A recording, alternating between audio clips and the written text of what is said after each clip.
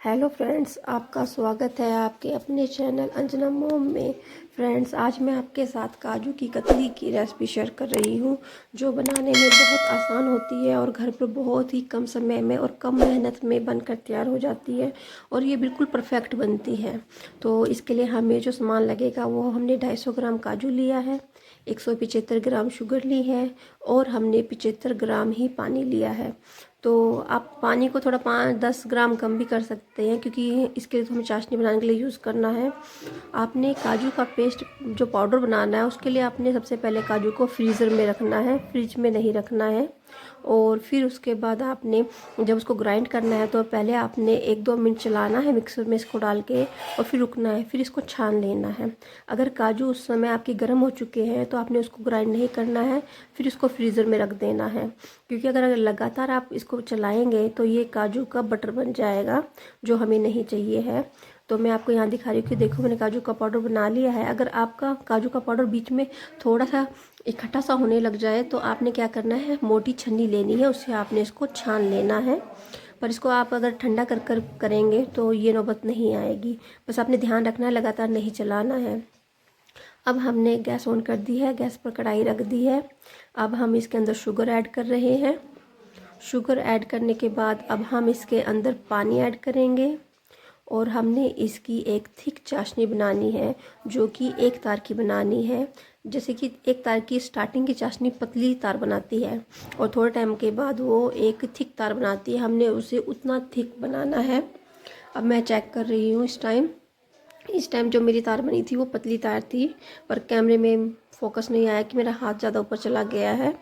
पर आपने इस बात का ध्यान रखना है कि हमें थिक चाशनी चाहिए है, हमें पतली चाशनी नहीं चाहिए है, नहीं तो हमारा कुकिंग टाइम भी बहुत लंबा हो जाएगा और हमारा जो बैटर है वो सेट नहीं होगा।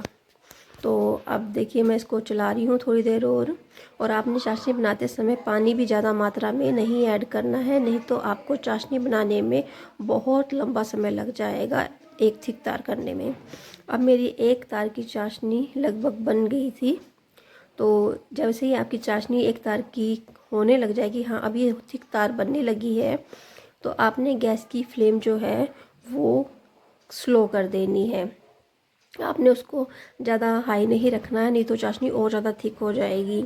अब उसके बाद जैसे एक थिक चाशनी बन गई है तो अब हम इसके अंदर काजू का जो पाउडर हमने बनाया था हम वो ऐड कर देंगे।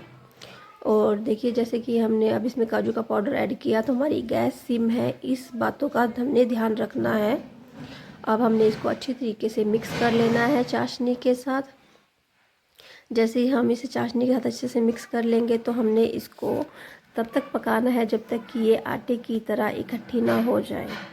फ्रेंड्स, जब हम कोई भी कुकिंग की वीडियो को शूट करते हैं या बनाते हैं तो जो उसमें जो हम बर्तन यूज़ करते हैं उनकी इम्पोर्टेंस भी बहुत ज़्यादा होती है।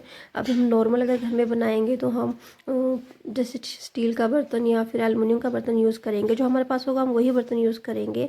तो उसमें बनाने में भी हमें कोई दिक्कत नहीं है, अगर हमें इन बातों का ध्यान रखें कि हमने लगातार चलाना है, हमारी गैस की फ्लेम कम होनी चाहिए, चलाते समय हाथ इतनी तेज़ी से चलाना है कि वो कहीं भी स्टिक नहीं होना चाहिए, क्योंकि जहाँ पर हमने ढंग से उसे नहीं हिलाएंगे तो वो नीचे लग जाएगा, वहीं से वो हिस्सा जल जाता है, फिर टेस्ट ख़राब होता है। क्योंकि जब आपने हर बर्तन में कुकिंग की होती है तब आपको पता होता है कि कहाँ पर क्या कमी रह जाती है। तो हमने इसको अच्छी तरीके से हिलाना है और इसको एक थिक पेस्ट की शेप में लेके आना है। तो फ्रेंड्स, जब हम इसके अंदर कोई घी ऐड नहीं करेंगे, हम इसमें कोई मावा ऐड नहीं करेंगे, हम नॉर्मल इसे बनाएंगे जैसे कि हम घर के हिसाब से बनाते हैं। तो अब इस तरीके से हमारा जो ये डो है ये बनने लगा है। अब ये नॉर्मली एक थिक पेस्ट में आ चुका है। इसके बाद हमने बटर पेपर पे से शिफ्ट किया है। अब गरम गरम में हमने इसको इस तरीके से हैंडल करना है, हमारा हाथ नहीं जलना चाहिए, पर ये बहुत गर्म होता है तो आपने संभल कर ये काम करना है। ये हम इसलिए कर रहे हैं ताकि इसके ऊपर की जो ऊपर की परत है वो ज़्यादा सूखे ना और उसमें क्रैक्स ना आए, ये सारा एक बराबर एक साथ ठंडा होना चाहिए। तो हम इसको तब तक ऐसा करेंगे जब तक कि हम इसको अपने हाथों से हैंडल करने लायक नहीं बना लेते। अब मैं आपको दिखा रही हूँ कि गर्म है इस टाइम, लेकिन अब हम इसे हैंडल कर सकते हैं अपने हाथों से। तो अब मैंने इसका एक डो बना लिया, इसके 2 डो बने थे हमारे। तो अब इस एक डो को हम बेलन से बेलेंगे। बेलन के ऊपर आप हल्का सा घी लगाना चाहें तो लगा सकते हैं अगर आपको ये लगता है, लेकिन जो मेरा ये डो था ये बहुत तेज़ी से सूखने लग गया था क्योंकि ये गर्म था। ये क्योंकि नीचे सर्फ भी मेरी ठंडी थी, क्योंकि यहाँ ठंड है जहाँ हम रहते हैं।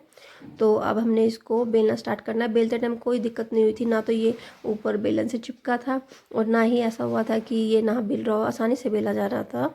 हमने इसको अच्छी तरीके से बेल लेना है।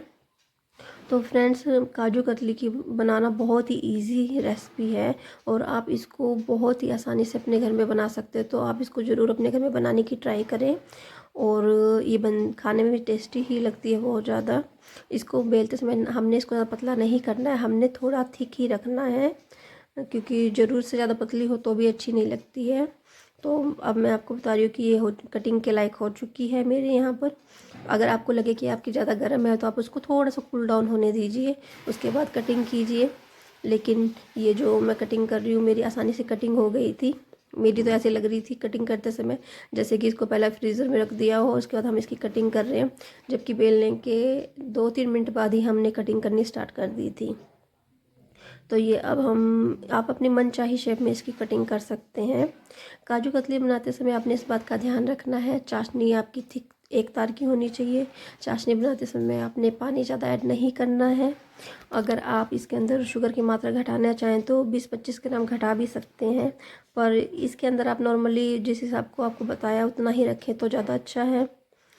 तो अब देखिए इसको कटिंग करना हमने स्टार्ट कर दिया है। अगर आपको मेरी ये रेसिपी पसंद आए, आपको अच्छी लगे तो आप इसको ज़रूर ट्राई कीजिएगा। ये रेसिपी कभी ख़राब नहीं होती है। इसकी प्लस पॉइंट ये होता है जो हम चाहे बादाम कतली बनाएं, काजू कतली बनाएं, ये रेसिपी हमेशा ठीक ही जाती है। तो अब हमने इसकी कटिंग करनी स्टार्ट कर दी है। मैंने पीस ज़्यादा बड़े नहीं किए थे, घर के हिसाब से किए थे कि अगर हम एक पीस उठाएं तो पूरा उसे ख़त्म कर सके। तो अब देखिए कटिंग करते समय ये अलग भी हो गई है क्योंकि पूरी तरीके से ड्राई हो चुकी थी। तो आपको ये रेसिपी पसंद आई हो तो आप इसको लाइक कीजिए, मेरे चैनल को सब्सक्राइब कीजिए। मेरी रेसिपी देखने के लिए आपका बहुत शुक्रिया जो आपने अपना कीमती समय निकाला। और आपको अगर मेरी मेहनत और मेरी ये रेसिपी पसंद आई हो तो इसको लाइक कीजिए, शेयर कीजिए, सब्सक्राइब कीजिए मेरे चैनल को। रेसिपी देखने के लिए आपका धन्यवाद। Thank you.